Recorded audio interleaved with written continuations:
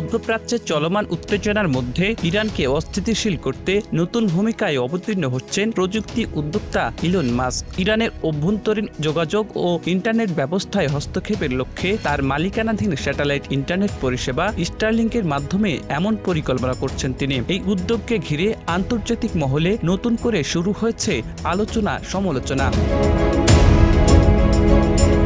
গত শুক্রবার ভোররাতে ইসরায়েলের উপর হামলার পর ইরানের ইন্টারনেট পরিষেবা প্রায় বন্ধ হয়ে পড়ে। এ অবস্থায় স্টারলিংক হয়ে উঠেছে বিকল্প মাধ্যম।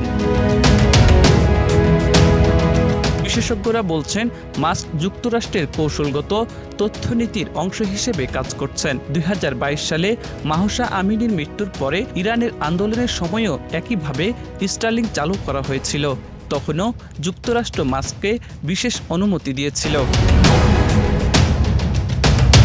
ইরান সরকার আশঙ্কা করছেন যে এই ইন্টারনেট সংযোগের দুর্বলতাকে কাজে লাগিয়ে সরকার বিরোধী আন্দোলন সংগঠিত হতে পারে। অন্যদিকে মাস্ক নিজে ঘোষণা দিয়েছেন সংকেত সচল রয়েছে, অর্থাৎ স্টারলিংক কার্যকরভাবেই কাজ করছে।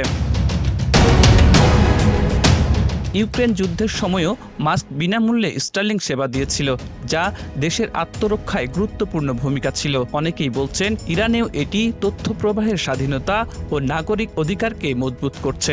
তবে সমালোচকরা এটিকে দেখছেন বিদেশি হস্তক্ষেপ ও সার্বভৌমত্ব আঘাত হিসেবে।